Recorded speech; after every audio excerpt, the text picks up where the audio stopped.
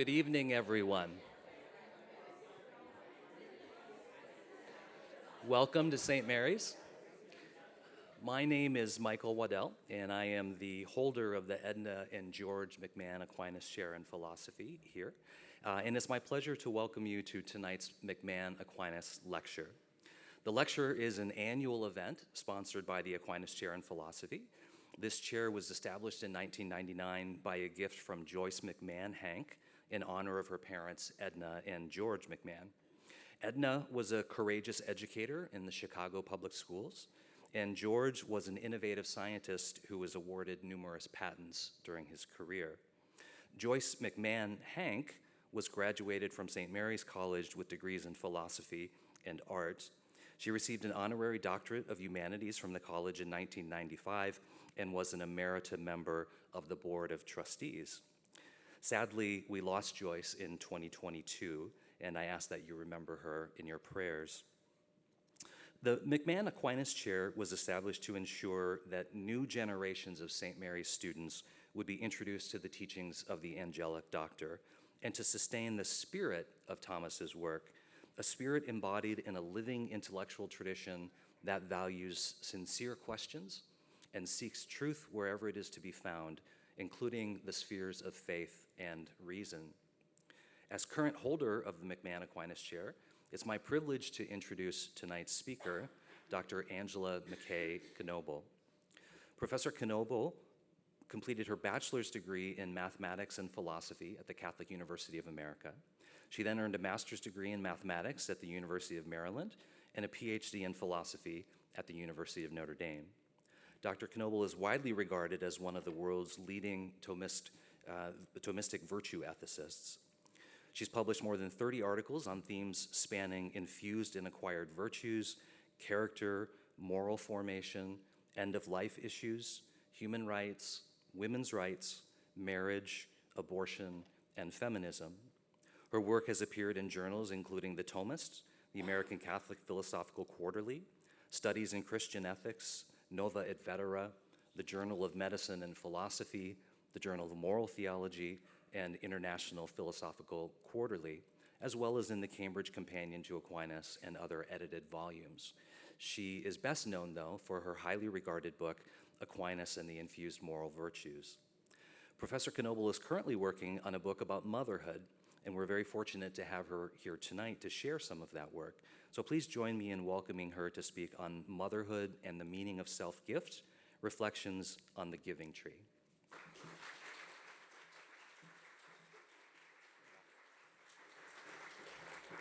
So thanks for coming. It's so nice to be here, see so many familiar faces. Dr. Waddell and I talked about me giving this talk, I think at least 6 years ago. It was before COVID. And at that time, we talked about it being about motherhood, but we didn't kind of nail down a topic. And when I was thinking about what to talk about, I kept coming back to the controversy, which surprisingly there is a controversy, over the book, The Giving Tree. We'd read some of the scholarly stuff on that in a course I taught about motherhood. I'd never been really sure what I thought about it, and a great way to figure out what you think about something is to write a paper. So that's what I did. So if you were born in America anywhere between 1964 and now, you probably either read The Giving Tree or have had it read to you, probably more than once. But in case you've been living under a rock, it's a story about a tree and a boy, and they love each other. And the tree delights in giving things to the boy. First, her apples and her branches to play in and her shade to rest in. And while he's young, those goods suffice. But as he gets older, he starts to want other things, things the tree can't provide. And in an attempt to provide the things the boy wants, the tree starts encouraging the boy to take parts of herself, her apples, her branches. And the story ends with a tree reduced to a stump, providing a resting place for the now old and tired boy. And we are told the tree, reduced to stumphood, is happy, ostensibly because even in her far reduced state, she is still of service to the boy. This is a best-selling children's book for good reason. Children love it. It was my husband's favorite book when he was a boy. My daughter likes it. She told me that it is a happy book because the tree wants to give and because the tree and the boy are together in the end. And that's apparently what lots of children have to say about the book. Adults are more ambivalent. So I have a friend who, in my mind, is the very embodiment of self-giving where motherhood is concerned. And she tells me it's not so much the tree's joyful self-destruction that bothers her, so much as the apparent promotion of such self-destruction by a male author as a kind of mothering ideal. She's not really sure how she feels about that. And there are plenty of people who share that sentiment, others who disagree. And I'm kind of in the middle on this. I don't think the affection of children can be easily discounted. I think there's something there when kids like things. But I'm also suspicious of the superficial reading that takes the story to be a straightforward advocacy of giving to the point of self-annihilation. Okay, so in this paper, I want to consider the controversy surrounding the giving tree, but I want to do that with an eye to a deeper question, namely, what makes giving, especially the kind of giving that occurs between a mother and a child, good, and what makes it destructive, okay? I'm going to do three things. First, I'm going to talk about the debate over the giving tree, and I'm going to argue that both sides of that debate miss the most important question, namely the question of what distinguishes bad giving from good. Then I'm going to back up and I'm going to try and talk about the nature of giving itself to try to develop an account of what distinguishes good giving from bad. And then finally, I'm going to make a claim. I'm going to claim that the most important gifts that parents try to give require an openness to self-transformation in the giver. And I'll obviously have more to say about that as we go along. But first, let's talk about some interpretations of the giving tree. So I think this is really fun. In 1995, the conservative magazine/journal First Things sponsored a symposium on the giving tree. And they don't tell us the prompt exactly, but apparently one of the things they ask is whether the giving tree is a good book or a bad book and whether it should be read to children. And they asked 12 prominent philosophers and theologians, all from more or less the same kind of First Things type perspective, to weigh in. And their reactions are vehement, unequivocal, and extremely different. And the reactions fall into basically two camps, okay? So Amy Cass, the wife of Leon Cass, says that The Giving Tree is a book about what it means and what it takes to be a good mother. William May, the famous bioethicist, says that the story of the giving tree reflects a more than philosophic love. Leon Cass, Amy Cass's husband, famous bioethicist in his own right, says that the giving tree gives evidence that self-expenditure is not self-denial, but self-fulfillment.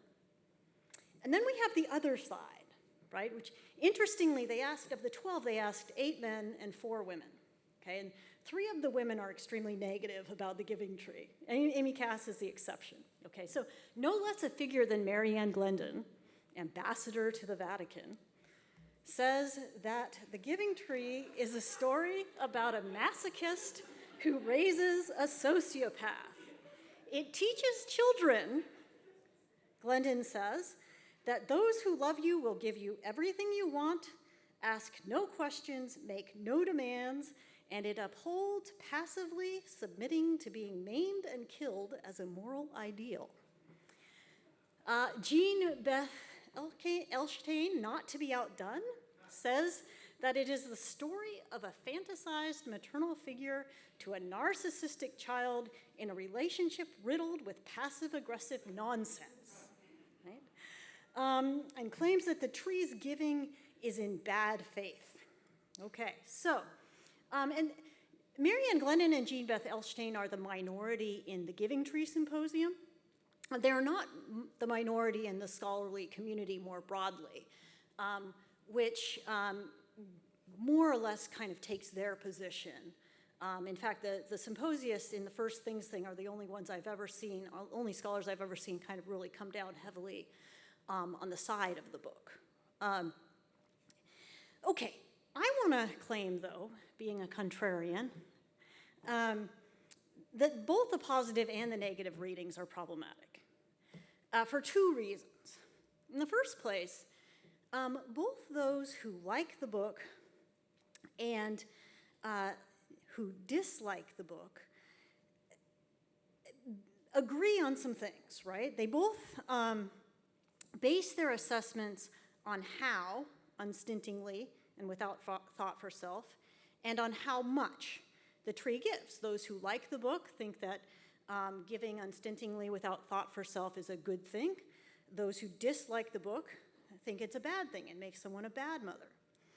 But it doesn't take much imagination to see that extreme self-expenditure on behalf of those one loves can be, but is not necessarily good, right? So this is Olympias gazing fondly at her son, Alexander the Great. It was a toss-up whether I was going to show you this picture or the picture of Agrippina gazing fondly at her son, Nero, right? These mothers, and history is full of mothers like these, were willing to sacrifice everything and go to great lengths to serve the good of their children, right? And sacrificing everything and going to great lengths for Olympias included killing Alexander the Great's infant stepbrother and stepmother. Right? I mean, so there's a lot of giving here. It's not clear that it's good. Of course, on the other hand, this is a picture of Saint Gianna Molla, right, who risked and eventually forfeited her own life in the interest of her child. Right? To say that someone gives a lot is not necessarily to say anything about the goodness of the giving. And so if the book is simply recommending extreme self-expenditure across the board and without any qualification, then it's not very interesting because it's not really either true or false. The second and deeper problem, though, is that I don't think either interpretation accommodates the narrative shifts that occur in the story itself. In both the first half and the second half of the story, the tree is a giving tree, right? Throughout the whole story, the tree is giving. Excitedly, generously, effusively, the tree wants to give, right? But the kind of giving that occurs in the first half of the story differs dramatically from the kind of giving that occurs in the second half. In the first half of the story, the apples that the boy eats, that the tree gives, grow back, right? And the tree is able to be what it is while giving, okay? But in the second half of the story, up to but not including the last gift, the gifts that are given progressively destroy the tree's ability to give, right? Once the tree gives the apples to the boy and tells him to go and sell them in the city, the tree, for whatever reason, never ever grows any more apples, even though the boy is gone for a long time. The tree loses its ability to be nourishing to the boy or anyone else, right? Then the tree gives the branches, and the tree becomes unable to provide shade and rest for the boy or anyone else, right? The story is made a happy story by the fact that at the end, the tree and the boy are kind of sufficient for each other again, but that's another shift. And I think that if you're going to try and understand the story, you have to interpret it in a way that accommodates the shift that occurs in the ability to give. Okay, so what I'm going to do next, I want to kind of step back and talk about giving itself. But before I do that, I want to make an important caveat, okay?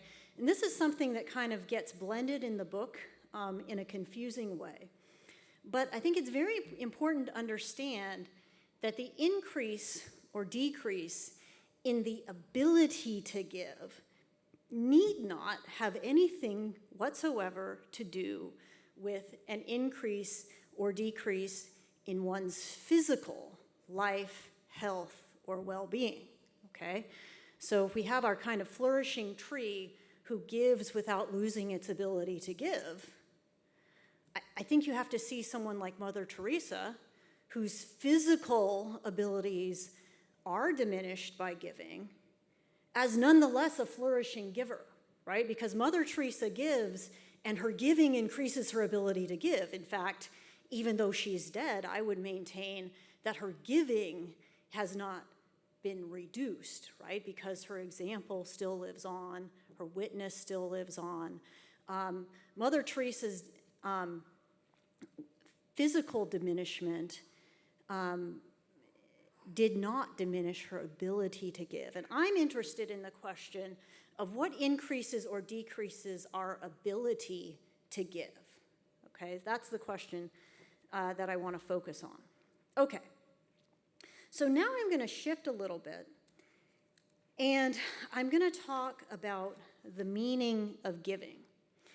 And to do this, I'm going to draw from some insights from a little book by a guy called Lewis Hyde.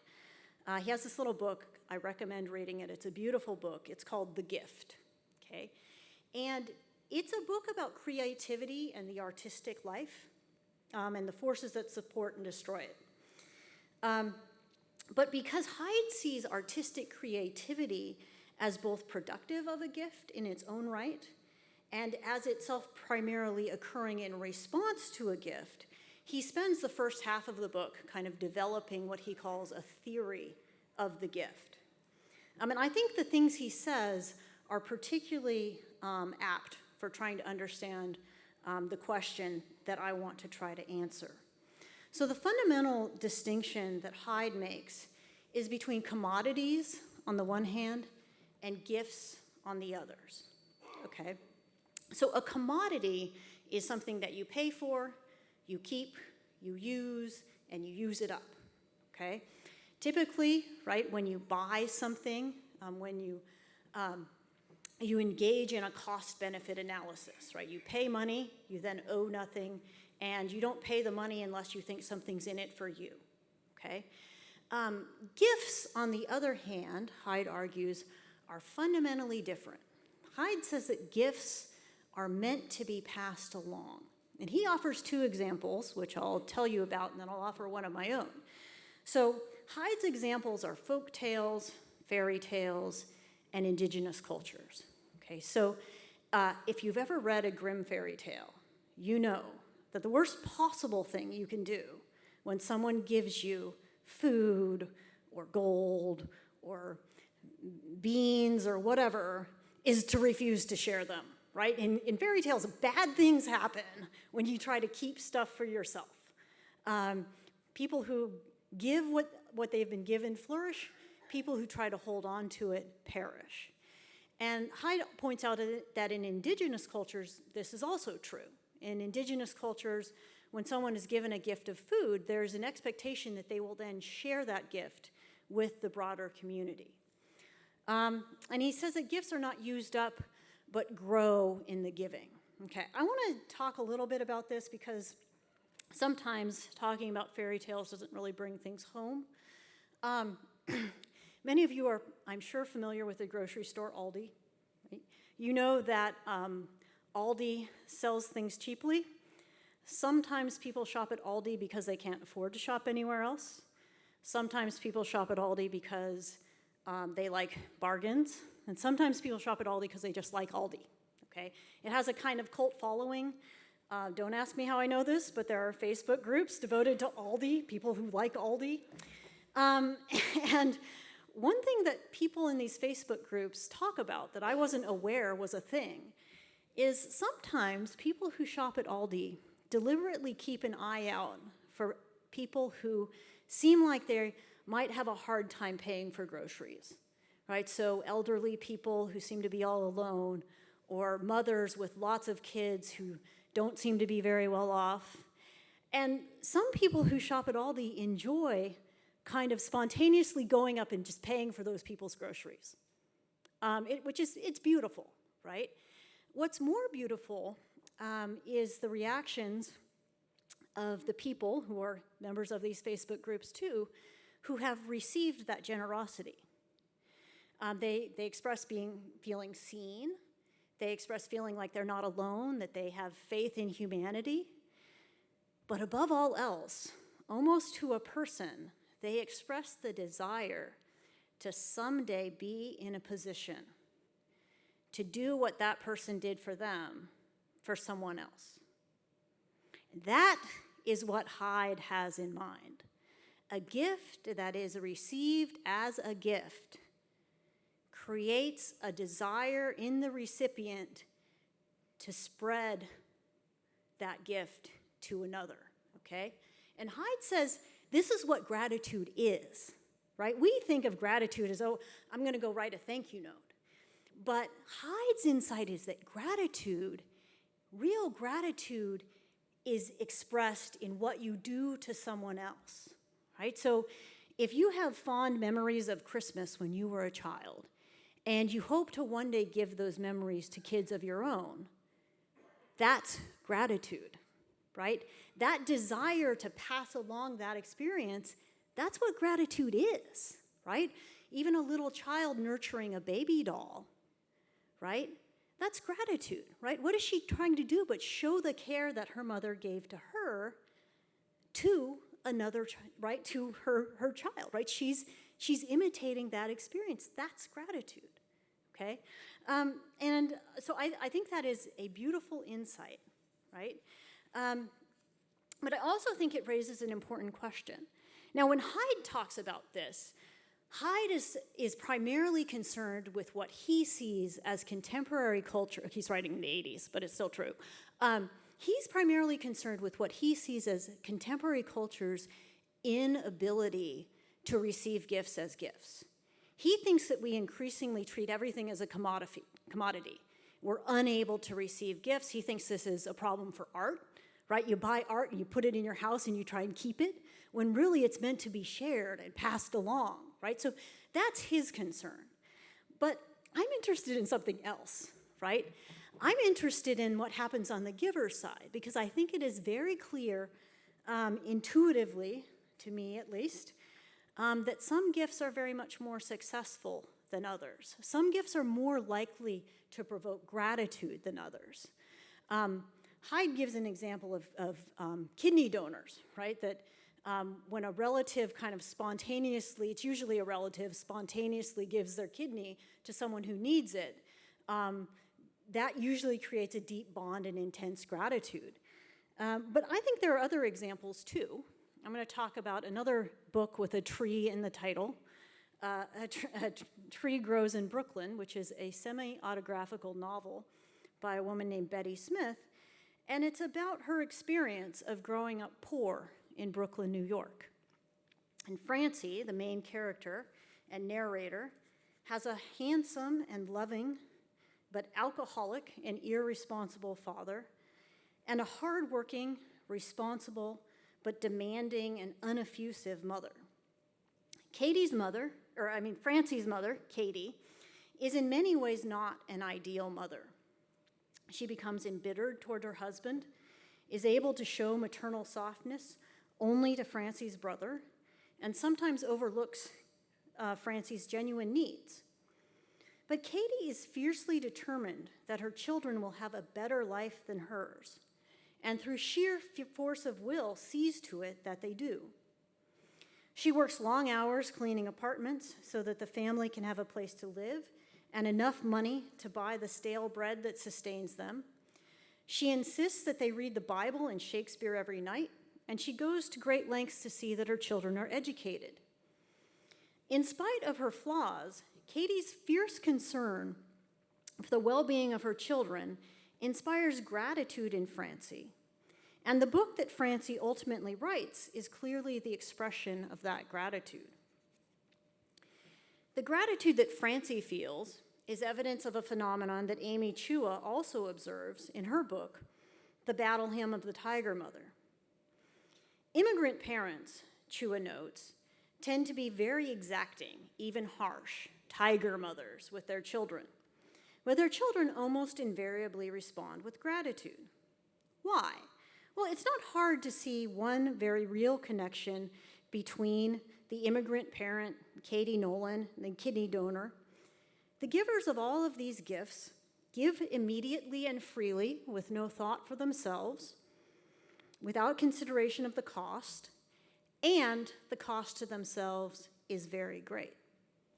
So if we're going to stop there at gifts provided out of great love and great cost, then we seem well on the way to the self-immolation model of giving. But the examples I've mentioned have another important feature as well, namely a very real and great need on the part of the recipient. At the outset of her book, Battle Hymn of the Tiger Mother, citing the parents just mentioned as her evidence, Amy Chua claims to have unlocked the secret to successful child raising. Demand absolute perfection of your children and never let them have any fun.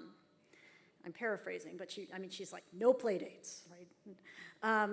Those who read the entire book, though, which many reviewers seem not to have done, discover along with Chua that her secret doesn't work. Chua is an very upper middle class Ivy League professor, but in some ways she exerts Katie Nolan-like efforts on her daughter's behalf. While Katie Nolan scrubs floors on her knees in an attempt to provide basic necessities, Chua's exertions are directed at turning her children into piano and violin prodigies. She insists that they spend literally hours every day practicing under her watchful scrutiny, writes extensive study notes to help them improve, travels long distances to get them to the best teachers, and so on and so forth. But while Katie's exertions generate gratitude, Chua's ultimately drive a wedge between and almost altogether destroy her relationship with her youngest daughter. What's the difference? The effort is immediate and unstinting. The effort is intense, but it's not clear that her giving is directed at any genuine need. And this is the first and main point that I want to make about giving. Effort and unstintingness, while perhaps necessary, are not sufficient to make our giving good, even when our giving is motivated by love. Caring for very young children, or children whose needs are immediate and obvious, is very hard, insofar as it is very labor-intensive and very time-consuming. It costs the giver a lot. But caring for such children is also easy in one respect, because it's not hard to know what they need to be given. As children become less physically dependent, it also becomes harder and harder for those eager to give to them to know what to give them and how to give it, precisely because it becomes harder and harder to know with any accuracy what they need. Loving parents certainly think the things they give their children at great cost to themselves are necessary and good, but often they are not. And sometimes the good things we try to give can destroy our ability to give anything at all. And this is the problem the tree encounters. So in the giving tree, everything starts to go south when the tree starts to worry about and to take steps to try to secure the boy's happiness. You know, there's happiness doesn't get mentioned in the first half of the book. Happiness is a constant theme in the second half of the book. Do this, and then you'll be happy. Do this, and then you'll be happy, right? Happiness, a life that is genuinely good, is what a parent wants most for their children. Whatever it is that allows a child to live a good, full, and happy life is arguably also what one's children need the most, and hence worthy of our unstinting effort. But the unstinting effort we exert in the attempt to ensure happy lives for our children very often backfires. So in this section, I want to use Hyde's notion of something that he calls a teaching gift, which he thinks is the best possible kind of gift, to try to develop an account of the kind of self-giving most likely to conduce to happiness in one's children. First, though, I want to talk about a kind of unstinting effort directed at the happiness of one's children that very often doesn't work. Many mothers, both real and fictional alike, act as if securing their children's future happiness is a matter of seeing to it that certain things happen in their child's life. It seems clear that Chua believes that by forcing her daughter to spend 6 hours a day practicing the violin, she is setting her up for a good life, that her daughter's life will be better, happier than it would have been otherwise. And at least in Chua's telling, the prominent guests that visit her home certainly think she's right. More than one already very successful guest speculates to Chua about how much more successful, read better, their own lives might have been had their own mothers pressured them in the way that Chua pressures her daughters. Mrs. Ramsey, the matriarch of Virginia Woolf's famous novel To the Lighthouse, a character modeled on Woolf's own mother, seems to think that happiness can be secured by ensuring that everyone marries someone, schemes to get them to marry, and pities poor Lily Barth, the figure of Virginia Woolf in the novel, for her inability to attract a spouse. Even St. Augustine's mother, Monica, appears in his Confessions as intensely interested in trying to see to it that certain things happen in her son's life. Monica wants the best of everything for Augustine. For Monica, the best of everything includes not just earthly, but also heavenly flourishing. She wants her son to have a brilliant career, an illustrious marriage, to never leave her side, and to go to heaven when he dies. And she pursues all these things for him with even greater effort than either Chua or Mrs. Ramsey. In all of these cases, though, it's not clear that their unstinting efforts work that well. Chua's daughter rebels. Lily Barth, Virginia Woolf, achieves success in her art only through the metaphorical eradication of her mother. And St. Augustine's conversion happens, but more in spite of than because of Monica's machinations. All of the mothers described above want to give their children the things they believe are necessary to, and conducive of, their happiness. But what really can we do to give happiness to those we love?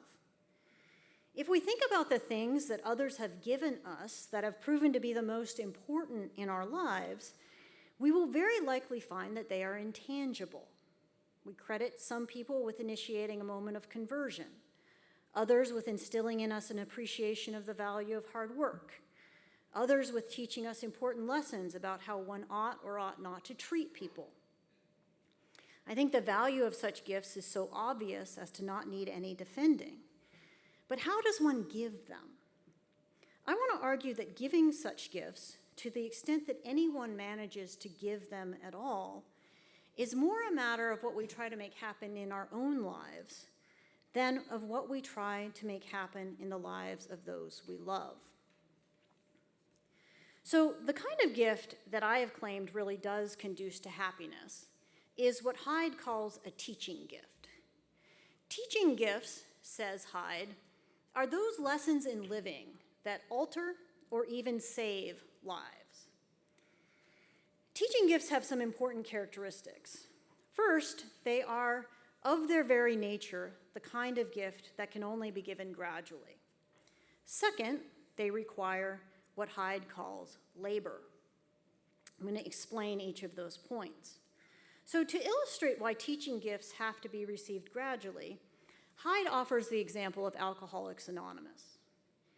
Alcoholics Anonymous offers its members a way of living with an addiction to alcohol. But, Hyde points out, the program itself has the structure of a gift. Alcoholics Anonymous is always free.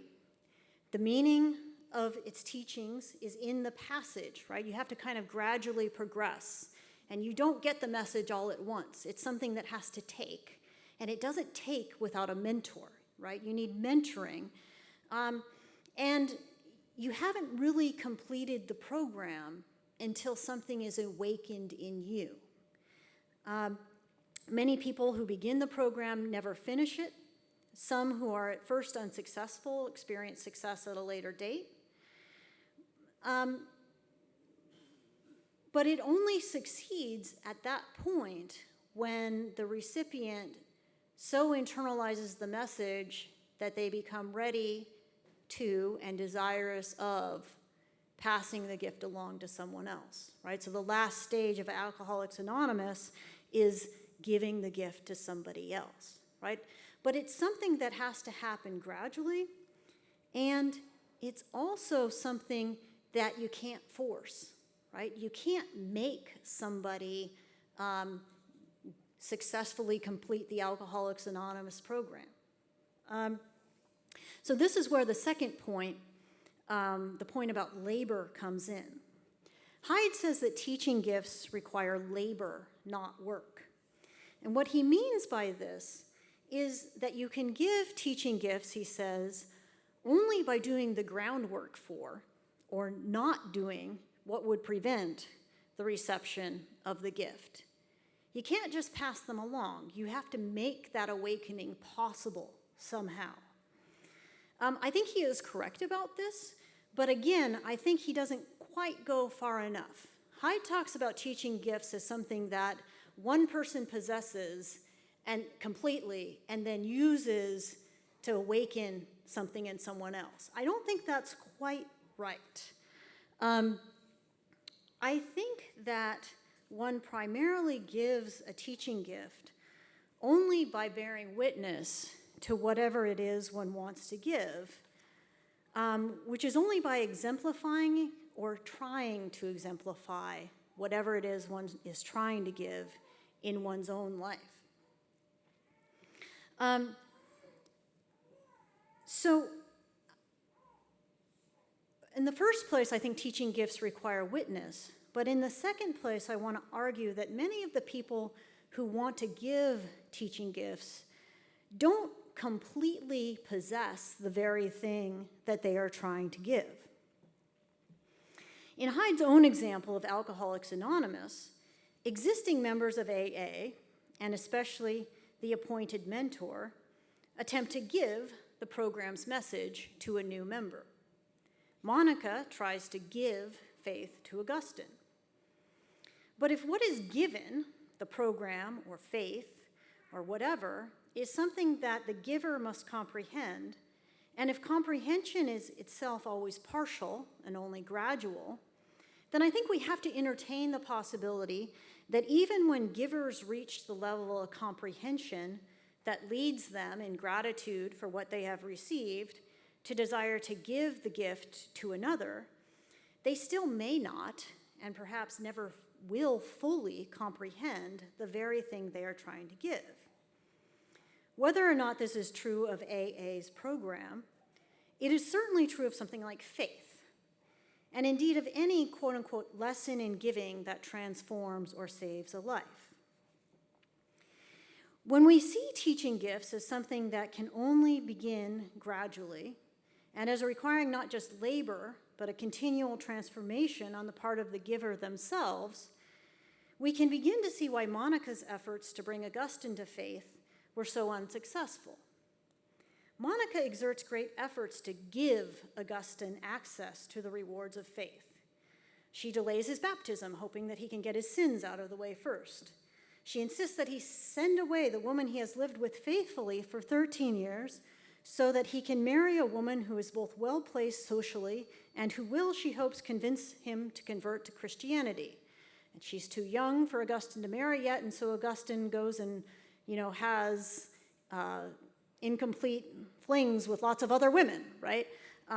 As a result of his mother lobbying on trying to save his soul, right? She harangues him constantly about converting. Monica asks as if faith is something she can simply make happen in Augustine's life. But it is only when she finally heeds St. Ambrose's advice to talk more to God about Augustine and less to Augustine about God that Augustine's conversion finally happens. Precisely because one cannot directly give a teaching gift, one can give it only by bearing witness in one's own person to what a life transformed by that gift looks like. And that is something one can do only by seeking to better understand and trying to be faithful to the very gifts one hopes to give. Christians seeking to grow in their spiritual life often seek spiritual direction. So they meet with a pastor or a priest for guidance about discerning God's plan in their lives and about growing closer to God. But spiritual directors typically and necessarily have spiritual directors of their own. No one is so advanced in holiness as to be omniscient about what growth in their own or another's holiness requires. The more one takes the attitude of complete knowledge, the less help one is likely to be. And the same applies to a professor trying to direct a graduate student in the writing of a dissertation. A student writing a dissertation is trying to make a new contribution to an academic field. The requirement that the contribution be new itself suggests that the directing professor, for all her expertise, does not know in advance what the student will or even ought to produce, let alone what the right outcome will look like. Her job is to help the student seek an answer and not determine in advance what that answer will be.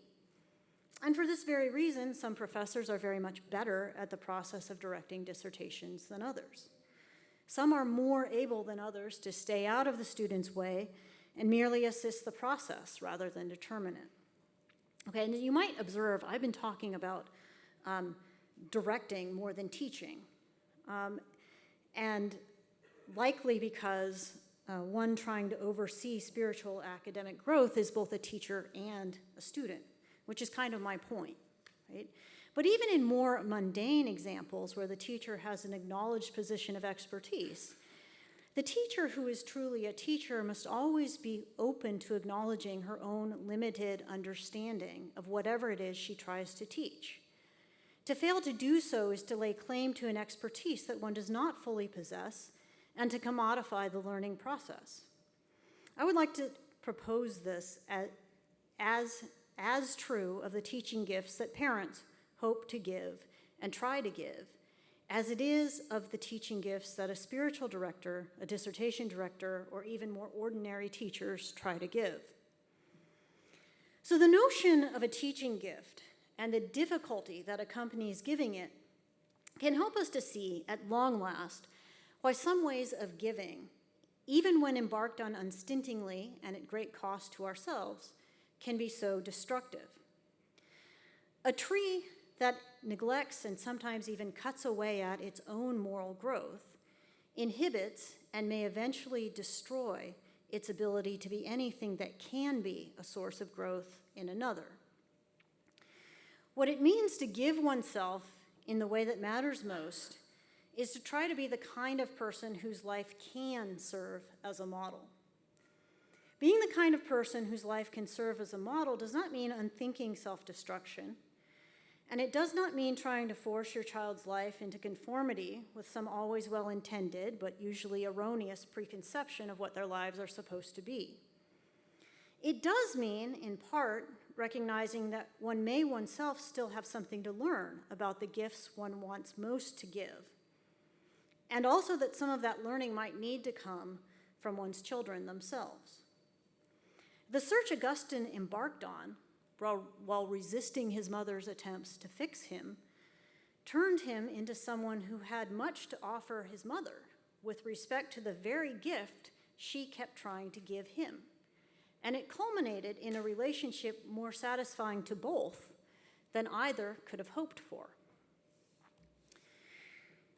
At the beginning of Virginia Woolf's famous novel, To the Lighthouse, Mrs. Ramsay is reading a story, The Tale of the Fisherman's Wife, to her young son, James. Her reading is interrupted by James proclaiming his desire to sail out to the nearby lighthouse, and Mr. Ramsay's realistic, unempathetic observation that the forecasted rain will likely ruin and prevent the trip. And we, the reader, are made privy to Mrs. Ramsay's internal fury. Fear fury not just at her husband for speaking what is in fact true and dashing her son's hopes, but fury at the very weather itself, which the reader very much believes Mrs. Ramsay would bend to her will if she could, for the happiness of her little boy. As the book progresses, the reader sees that Mrs. Ramsay does indeed try, and very often succeeds, in bending the fates of those she loves to her will. Whether they marry, who they marry, Mrs. Ramsay has very definite views about what needs to happen in the lives of those she loves. Mrs. Ramsay dies an early death, the marriage she arranges fails, and the story itself is arguably Woolf's own articulation of her attempt to break free. But in my view, all the threads of the story are drawn together by the simple, small detail offered at the beginning. Mrs. Ramsay is reading James the tale of the fisherman's wife. In that story, a woman's husband catches a fish, and the fish promises a reward if he is let go. And the woman tells her husband first to ask for money, then that's not enough, so she tells her husband to ask that they be made king and queen. And she keeps asking for more things, but no reward satisfies her. And she ultimately demands that the fish make her a god. And the fish responds by returning her to what she was to begin with. Mrs. Ramsay cannot resist the temptation of being a god in the lives of her children. It is a temptation that one cannot help but encounter, but one which also ruins the gifts we try to give. That's it.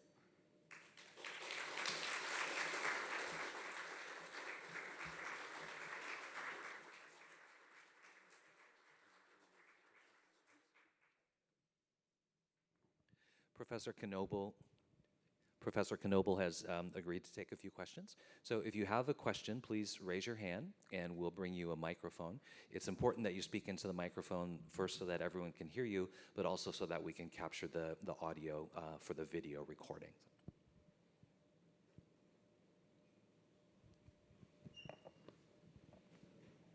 Thank you, Professor Knobel. Wonderful as always. Can I ask you, when you had that slide up earlier about the importance of the need for the gift, why not say something simpler as, is it truly good for the true happiness of the person? Like, why is that too quick a shortcut? Like a good gift if it's really, like, truly good for the person. You want to say more than that? Yeah, no, that's a great question. Here's the thing, and this is why I think I didn't use the word good. Saint Monica wants something that is genuinely good for Augustine. She wants him to go to heaven, right? And I think most parents do want things that are genuinely good for their children. The problem, I think, comes in, the idea I was trying to capture is that St. Monica had very erroneous ideas about what giving that good to Augustine, like what needed to happen in Augustine's life in order for him to receive the very good thing that she wanted, right? So an earlier version of this paper, I pointed out that, we all kind of I don't know if we all do, I kind of look down at my nose at Amy Chua, because I'm like, clearly, like getting your kid into Juilliard is not going to make them happy, idiot, right? But the thing is, Monica's in a more interesting case, right? Because she wants her son to go to heaven. Like, that is good, right? But because Monica is an imperfect Christian and has an imperfect understanding of the things that need to happen in a life to get you into heaven, she's trying to give him something genuinely good without doing the work, right? Without kind of continuing the process of trying to grow in understanding the good, right? And so I use the word need instead of good because I was trying to steer away from the idea that just wanting something genuinely good is enough. So I don't know if that's much of an answer, but.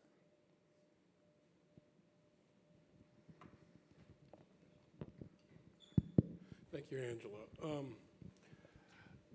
I guess two-part. I don't like it when people ask two questions, so it's a two-part question, because I was a math major too.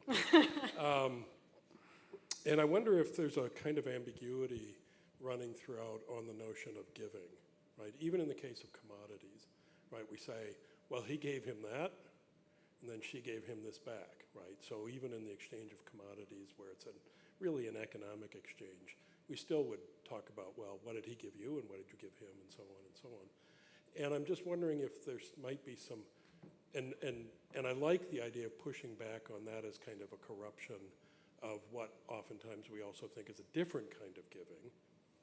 But then the giving that it seems like you focused on were the sort of the need-based giving, not where there's an exchange, but where one is giving something that is genuinely needed for the improvement of the receiver, right? So you don't have the mutuality of the merely economic.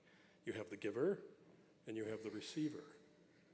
So that's the first part, whether you might use some sort of distinctions in the midst of all that.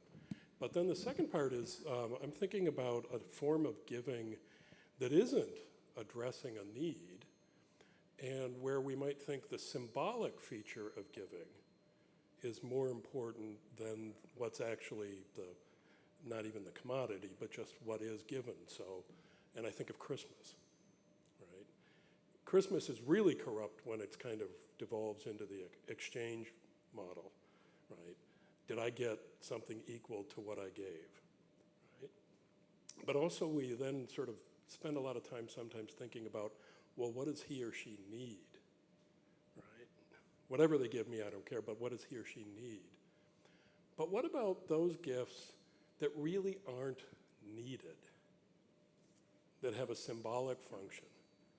Right, so my daughter likes to knit and she likes to sew, and she spends all year making my son a pair of socks. He doesn't need socks, right? But there's a feature there that seems not to be captured by the need sense. And it's easy to misread this song from Fiddler on the Roof as a tribute to romantic love. It's not about romantic love, but the song in Fiddler on the Roof, Do You Love Me? Where he keeps asking her, do you love me? And she says, you know, I've made your clothes, I've shared your bed. If that's not love, what is? And so on. And then he repeats, do you love me? And it's not about the sort of need stuff. And so I'm just wondering whether that might be a kind of giving that, and it would be interesting to look back at the giving tree, because that looks like it's about she, or the tree, loses all these physical things, and you pointed that out at the very beginning about there's a kind of reduction to the idea that it's the physical loss that she experiences or whatever, but that there might be a kind of belonging to one another that symbolic gift giving gives, where it doesn't matter, right, the loss of the limb and so on and so on, because she remains intact in terms of what she is at the level of the symbolic belonging with him, because they do end up together at the end. Okay, so you took a turn at the end there. I thought I was going to be able to give one answer to both questions, and you took a turn at the end that I'll have to come back to and try to address. But I think the thing that you're touching on in your in the beginning things you said kind of hits the nail on the head. And it's something I think that was present in an earlier version of this talk that I cut out for length purposes. But look, I think that in giving, in the kind of giving that Hyde is interested in, the thing is not quite irrelevant, but not very relevant so much as what happens on the part of the giver, right? So there's in any gift, I think there's something of self-gift, right? Why do you care when someone knits you a sock that you don't really need? Well, there's something is being expressed from the person to you, right? They're showing, they're displaying their love, their concern, their affection, and because for Hyde it's not always, if a physical thing is exchanged, it has a largely symbolic function, right? I mean, you can think about an heirloom, right? If you give an heirloom to somebody and they go and sell it, they have not received the heirloom, right? It is only insofar as you recognize what this represents, the history, the tradition, the story, that you value it, right? And so in that respect, yeah, I think I understand now Bill's question about need better. Although I wouldn't say that there isn't a need, I would say that the need that is met in a gift is primarily a non-physical need, right? It is more of an emotional need. But I do think that in giving as such, it is the intangible things that are transferred, that one person understands the other person to be showing them, that kind of really capture the meaning of the gift, right? But then to skip, and maybe if I'm ignoring some of the things you said, I apologize, but to skip to your last point though, right? I do think the weird thing about the giving tree, right, and the thing that I think is either an artistic problem that makes the book kind of incoherent, right, or is just kind of the inability of the metaphor to capture everything that's going on. It should not be true that the kind of giving that is really an expression of love should diminish my ability to express love, right? It's weird that the tree, once the kid takes the apples and sells them, the tree is no longer able to nourish anybody. Like, that's a weird thing, and that's what I was trying to pick up on. So it's not, I agree that, like, you can diminish physically while growing as a giver. But in the book, it's weird because the tree is diminishing physically and diminishing in its ability to give, right? So I don't think Mother Teresa is diminishing in her ability to give. I don't think St. Gianna Molla she's dead, but her witness lives on. She's still giving, right? And so that kind of combination of physical diminishment and diminishment of the ability to kind of give in the way that I think we need to understand giving, I think that's weird in the book. And maybe it just is an artistic problem. Go ahead. Short follow-up. Well, what I was thinking about in terms of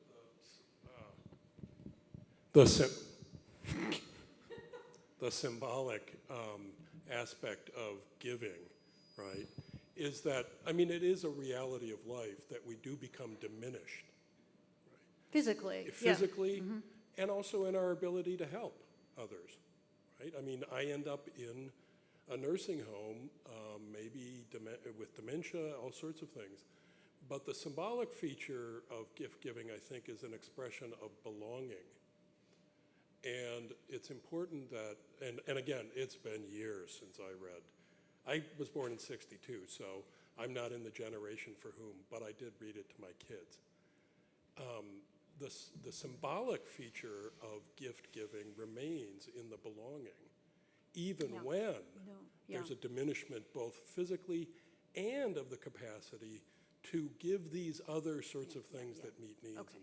No, fair enough. That's a great point. And actually, I mean, I think the missing piece that I didn't talk about here that I think actually I do kind of see in the giving tree is forgiveness, right? I mean, so even if you because we all mess up as givers, like we all give badly, right? And one thing that Amy Cass points out that I really love about why she thinks the boy keeps coming back, she says happy memories are holy memories, right? That in those early years, what the boy received was something that always drew him back, right? And I think the tree should be seen as giving badly, but the fact of the matter at the end, they are, as my daughter says, together.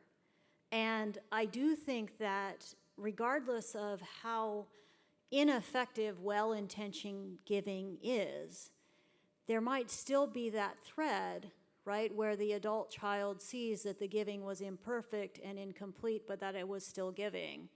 And that is a sense in which the child can sit on the stump and they can be happy together. I mean, Augustine and Monica beautifully, right, are together. She, you know, for all of her mistakes, they have this kind of beautiful episode towards the end of her life where they kind of just sit and talk and they really enjoy each other's presence. And yeah, I mean, that's a kind of gift that perhaps is what you have in mind, that kind of persists through the highs and lows of the good giving and the bad. Although I still think our sights have to be set on the good giving.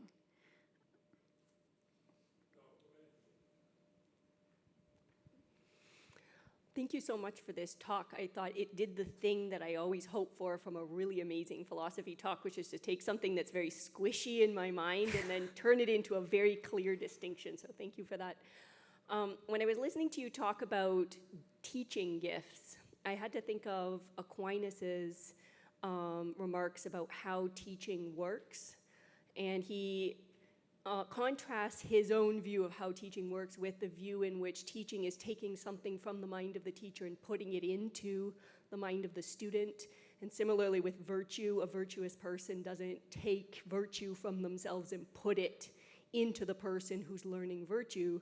And he says that the reason is that the acquisition of knowledge and the acquisition of virtue are something that have to come from the agent herself through the exercise of the agent's own powers. And that made me think of, the anthropology that's underneath this view of giving that you've presented. And so I wondered if you saw any connections there with the idea that when we're giving a gift, we're giving the gift to someone who's fundamentally an agent. And so there's something about the dignity and agency of the person who's receiving the gift that has to be respected in the way that we do the giving. No, I love that. That wasn't consciously at work, but that is like one of my favorite passages in Aquinas ever is where in De Veritate, right? Where he talks about how you can't teach people, right? All the teacher can do is assist the movement of the student's own reason from premises to conclusion. The student has to do that work on their own or they don't learn, right? And so, yeah, that probably was operating in my subconscious because I think that's so true and I think that's so beautiful, and that is a good way of articulating what I wanted to say. And so, see, this is an Aquinas lecture after all. No, I think that's absolutely right. Thank you.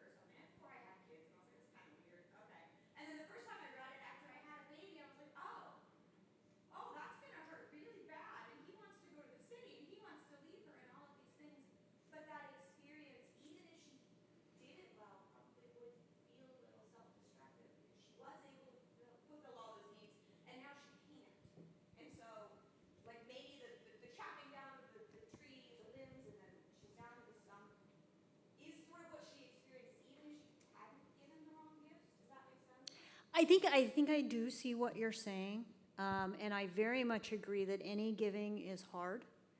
But I will say that something for me personally, the big realization I had when I had a child was that very often the things that make you feel like a good mother are not what being a good mother involves, right? So, when you're trying to sleep train your child and your child is like crying and they want to be near you, you feel with every fiber of your being that like the right thing to do is like let that child sleep in your bed for the rest of their life, right? Because like you don't want to cause them pain.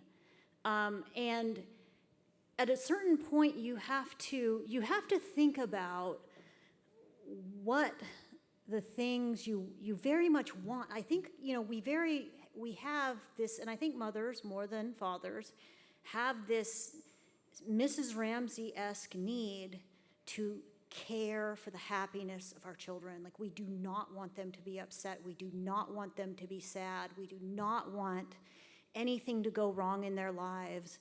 And we will, like, give, right, to make that not happen. And it's been a very kind of humbling and powerful realization to me that kind of everybody says trust your gut. Like, your gut is terrible. Right? You often don't know what is best for your child. When we were dating, my husband always used to like give everybody parenting advice. He was so obnoxious. And like now we sit around and have conversations about like, what really is the right thing to do? Like, are we giving her too much freedom? Are we giving her too little freedom? Like, we don't know. And I guess so I think parents, like I think that the Jean Beth Elshtain, Marianne Glendon thing, I think that reaction is a little ridiculous because I think all parents are kind of like, they want to give. Like, it's none of this. Like, I bet even Marianne Glendon is not like, I've given you too much, right? I think everybody wants to give. And I guess what I was trying to wrestle with was the fact that, like, one thing I think you learn as a parent is that desire to give is not enough at all, because what constitutes good giving is something that you continually wrestle with. And so I think that's what I was trying to, and I think either way it's going to be, actually I think it's harder to try to give well in some ways than it is to just try to give, because it feels better when you just say like, hey, take my apples, go sell them, right? But like, it's not good if your kid forgets their lunch. It's not necessarily good to always run to the school, here's your lunch. So I will talk too much, but we have a WhatsApp group and someone, talking about what happens if they forget their lunch. And one of the moms was like, DoorDash, right? You can DoorDash a lunch to your, I was like, what are you talking about, right? But I think that's a good example of kind of this like, oh, I have to take care of every need. And I think you have to step back and think like, wait a minute, like what is required of me here? And so that's kind of the thing I was trying to work through. Well, so I think that's actually what is seen in the book, though, because at the end, before the boy comes back the last time and she's a stump, it says that the tree was happy, but not really. Mm-hmm. He feels the way about when he's gone, and it says that she's not feeling happy. I think that that's kind of what is that Shel Silverstein, he sees that she isn't fulfilled because now he's gone and she knows she has nothing left that she can give to him. And then there is that moment of reconciliation where they realize, okay, maybe it isn't about the apples, the lips, or whatever that we can give to each other. But I think that is actually played out in the story by her being happy but not really. Because that's the only time that she's happy, but not really. Maybe, except I mean, there's only so much we can do with the story. To me, the thing I keep coming back to is that she's losing her ability to like be a giver, period. And to me, that's like very telling, if you will. But I think she realizes. Maybe. No, I don't. Katie, could you pass the microphone that way, please? Just put it in. Hi. Hi. You might have covered this in your conclusion, but I had a cough, so I had to walk out. But basically, I wanted to ask a little bit about the application of what you were talking about. as we're at a young, young women's college at the moment, for me especially, I'm a career-driven woman, but I also have that drive to be a mother. And so how would you suggest that young women wrestle with this idea of the self-giving and try not to go into the temptation of the negative self-giving, I suppose, as you were suggesting in your examples? Okay, so there's two directions I think you can go. I mean, I think one kind of, I think sometimes we think that self-giving, it is kind of a self-diminishment. I don't think it has to be, right? I think that, I mean, I think I'm very lucky that I have been able to have a job that I love and to do things that I love. And I think thinking about things and writing about things makes me a better mother. It's given me a life of the mind, and it has kind of helped me think about the things I do. And so I find that work very fulfilling. And I don't think, and if it impeded my ability to give, I would think it was bad.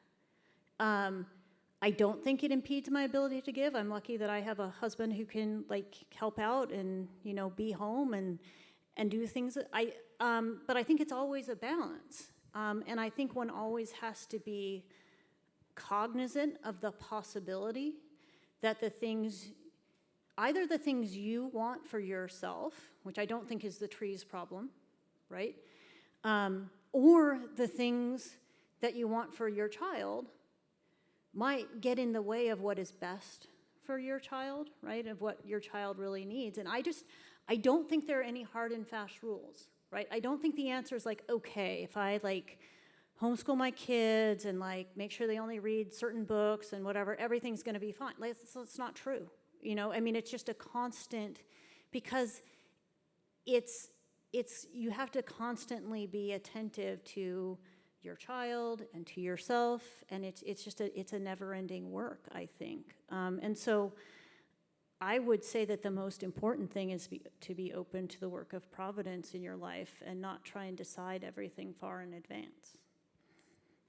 That's a nice note for us to end on. So 2 quick announcements. First, Dr. Knobel will be delivering a second lecture tomorrow morning at 11 a.m. right here in Rice Commons.